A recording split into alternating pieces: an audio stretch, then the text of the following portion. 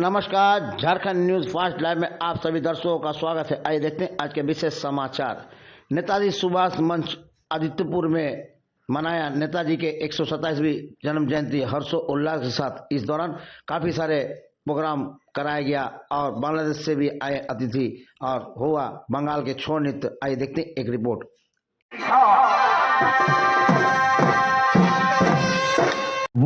ये मोइरांग विजय दिवस हम लोग मिलोनी हॉल में किए थे पिछले साल 2023 को 14 अप्रैल को।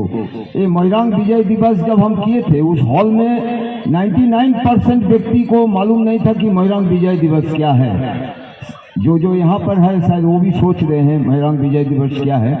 ये 14 अप्रैल 1944 को नेताजी सुभाष चंद्र बोस के आजाद हिंद फौज बर्मा के बॉर्डर होते हुए मणिपुर, नागालैंड, असम कई राज्यों में प्रवेश किया था। वो एक राज्य था मणिपुर और वहां उन्होंने ब्रिटिश को पराजित कर, मैं संक्षेप में बोल रहा हूं, 16 दिन का युद्ध था और नहीं तो कम से कम 15-20 हजार सैनिक हुए थे दोनों तरफ के। घमासान युद्ध था, एक छोटा मोटा काम नहीं था। और उन्होंने अपने हमारे फौज ने, आजाद हिंद फौज ने ब्रिटिश को पराजित कर मोइरांग बोल के एक जगह है मणिपुर में जहां पर तिरंगा फहराए थे। और ये नेताजी सुभाष मंच के गर्व है, हम सब का गर्व है कि मणिपुर को छोड़कर शेष भारत में पहला मोइरांग विजय दिवस जमशेदपुर में हुआ है, मिलोनी हॉल में। ये हमें गर्व है, हम सब का गर्व है। और उसी मोइरांग विजय दिवस का उसी हॉल में हमारे चेयरमैन साहब घोषणा किए थे कि हम 1 लाख सिग्नेचर करेंगे और वो सिग्नेचर लेकर के हम महामहिम के पास पहुंचेंगे, हमारे देश के राष्ट्रपति महोदय के पास। तो सर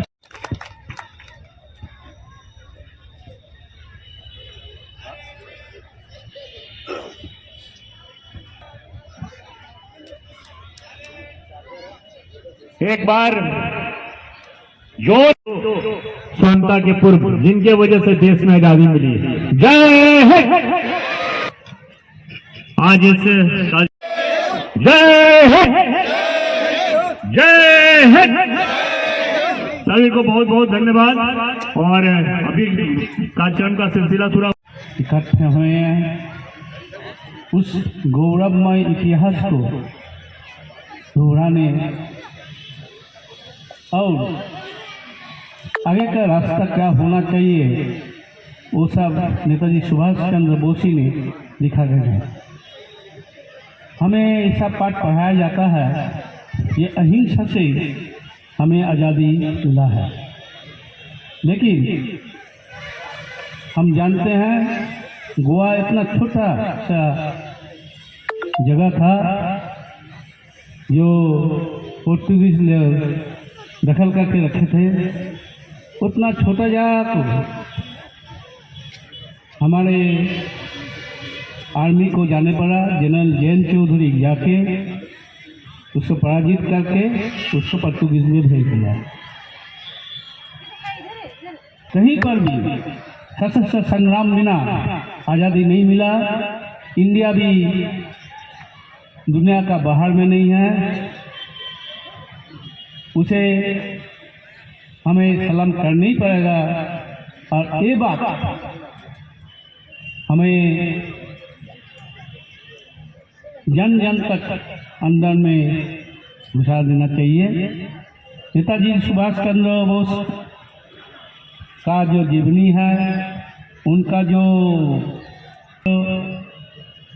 कुछ सिर्फ 2 हाथ के सहारे में कुछ बिना ही चले गए थे और विश्व रणांगन में उन्होंने जो रास्ता दिखा दिया था, उस समय का प्रधानमंत्री कलकत्ता में आके कलकत्ता का राज्यपाल से सीखा कि अहिंसा से बोले उससे कुछ नहीं हुआ। हम लोग सुभाष चंद्र बोस का जो आज़ाद हिंद फौज और हमारा आर्मी का ऊपर जो लोग हम लोग सोचते थे हमारे लिए लड़ते थे वो बगावत कर दिया था। एयरफोर्स भी बगावत किया, तब उसने अंग्रेज ने देखा, जाने के पहले दुष्ट बुद्धि है, हमें देश को टुकड़ा किया, भाई भाई में लड़ाई कराया।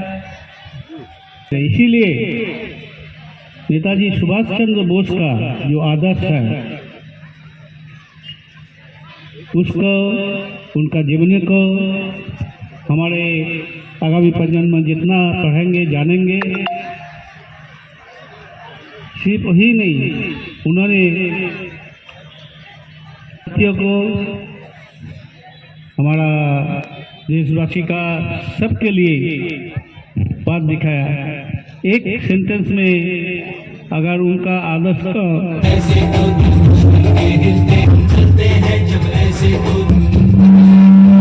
sent to Deshbandhu Chittaranjan Das to get an opportunity to serve the country by joining the National Congress can be a special significance to the young youth of this time in all parts of India. Then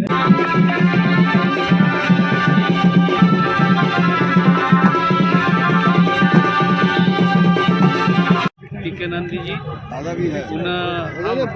हम message आता है। हम लोग का बोस के आदर्श है जिसे हम लोग सुभाष बात बोलते हैं, नहीं आ रहा, उसका प्रचार और प्रसार करना और जन जन में इसको पहुंचा देना। भारतवर्ष के